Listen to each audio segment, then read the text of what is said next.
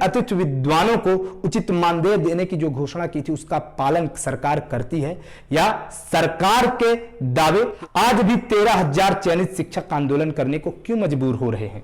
आज भी आए दिन उन्हें डीपीआई क्यों आना पड़ता है? क्या किसी को शौक है कि बेफिजूल पैसे खर्च कर वो भोपाल आए, आंदोलन करें? लेकिन उन्हें ऐसा करना पड़ता है। नमस्ते, मेरा नाम शुभम शुक्ला है और आज के हमारे खास कार्यक्रम हालात शिक्षक में आपका स्वागत है। आज रविवार है। अमूमन इस दिन मैं वीडियो कम ही बनाता हूं, लेकिन आज सुबह व्हाट्सएप पर आया एक मैसेज इस वीडियो की उपज है। आज सुबह मुझे व्हाट्सएप पर मैसेज आया, उस पर कई सारे पेपर की कटिंग थी, साथ ही एक विधायक का ट्वीट, उनका कथन और मुझे इनबॉक्स में प्राप्त ये शब्द कि भैया इस पर एक वीडियो कर सकते हो आप। और विषय भी ऐसा था कि मुझे यह जरूरी लगा, मुझे लगा कि मुझे इस पर वीडियो करना ही चाहिए और आज ही करना चाहिए। दरअसल यह मैसेज तकनीकी शिक्षा महाविद्यालय की एक शिक्षिका महोदया का था, जिनसे कि मैं परिचित भी हूं, लेकिन उनके निजता के अधिकारों का संरक्षण करते हुए मैं उनका नाम नहीं मेंशन कर रहा हूं। उनका मुद्दा, उनकी मांग मुझे जायज लगी और मुझे लगा कि इस मुद्दे पर मुझे आज फिर सरकार को आईना दिखाना चाहिए, जैसा कि हम पहले से करते आ रहे हैं और आगे भी करते रहेंगे। लेकिन मैंने मैसेज पढ़ते वक्त ही यह तय कर लिया था कि आज मैं इस मुद्दे पर पूरा शो तो करूंगा, मगर उसमें केवल तकनीकी अतिथि शिक्षकों तक सीमित न रहते हुए प्रदेश के प्रत्येक शिक्षकों की बात करूंगा, जो कि उचित है।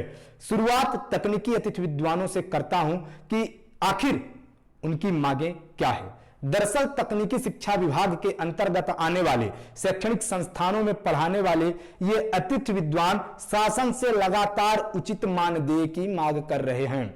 और ऐसा नहीं है कि उनकी मांगें गलत हैं, उनकी मांगें नाजायज हैं, या सरकार ने ऐसा करने का कभी आश्वासन नहीं दिया था। साल 2017 यानी 2018 विधानसभा चुनावों के पूर्व खुद मुख्यमंत्री शिवराज सिंह चौहान ने इन अतिथि विद्वानों को 1500 रुपए प्रतिदिन या 30,000 रुपए मासिक मानदेय देने की घोषणा किया था। लेकिन यह महज चुनावी घोषणाओं से ज्यादा कुछ भी नहीं सिद्ध हुआ। 2017 से आज 4 वर्ष बीत जाने के बावजूद इन शिक्षकों को न तो मासिक मानदेय मिल रहा है और न ही रोजाना की तनख्वाह बढ़ी है। आज भी इन शिक्षकों की सैलरी में विसंगतियां भरी पड़ी हैं। इन शिक्षकों को प्रति लेक्चर 400 रुपए तनख्वाह या मजदूरी दी जाती है। मैंने जानबूझकर मजदूरी शब्द इसलिए इस्तेमाल किया है क्योंकि लेक्चर न लेने की स्थिति में उन्हें तनख्वाह नहीं मिलती। मोटा माटी अगर गणना करें तो इन शिक्षकों को 10,000 रुपए प्रति महीने पड़ते होंगे। सरकार की गलत नीतियों के कारण उच्च शिक्षित पढ़े ये शिक्षक,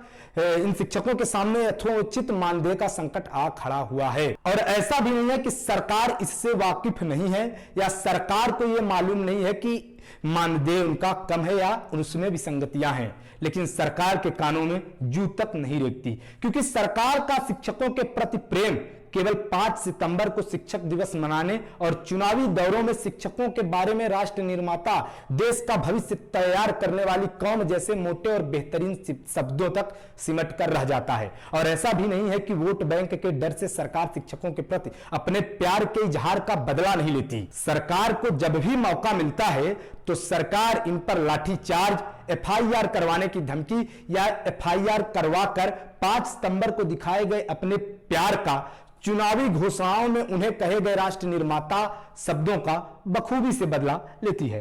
अगर ऐसा नहीं होता तो पिछले 3 वर्षों से संघर्ष कर रहे चयनित शिक्षकों को अब तक तो आधा अधूरा न्याय नहीं ही मिलता, उन्हें पूरा न्याय मिल जाता। आज भी 13,000 चयनित शिक्षक आंदोलन करने को क्यों मजबूर हो रहे हैं? आज भी आए दिन उन्हें डीपीआई क्यों आना पड़ता है? क्या किसी को शौक है कि बेफिजूल पैसे खर्च कर वो भोपाल आए, आंदोलन करें? लेकिन उन्हें ऐसा करना पड़ता है अपने परिवार के लिए, अपने पेट के लिए, अपने बच्चों के लिए, अपनी मेहनत के नतीजों के लिए और सबसे बड़ी बात न्याय के लिए।